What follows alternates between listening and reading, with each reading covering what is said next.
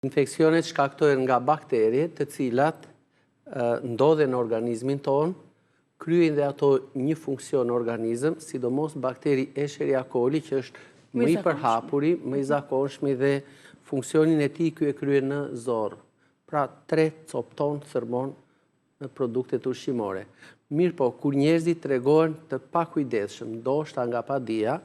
arrin që në momentin e shplarjes, ata mund të shplahen për shembull me një dorë para mbrapa, dhe në këtë mënyrë ne i marrim këto mikrobe që janë, këto bakterje që janë në feqe,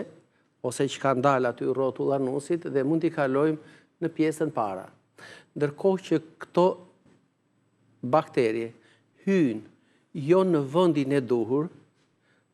po futen në sistemin urinar nëpërmjet uretrës, duke kaluar në sistemin urinar, kjo nuk ka çat tret, nuk ka çat copton, vetëm ajo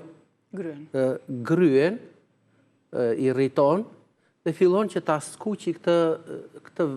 pjesë të brendshme të mukozës, qoftë në kanalin e uretrës, ku jep edhe atë, le ta themi, problematikën ose smundjen që quhet uretriti, pra një infeksion i uretrës. Femrat në këtë rast infektohen më shpesh, pasi ajo uretra tek femrat është shumë e shkurtër.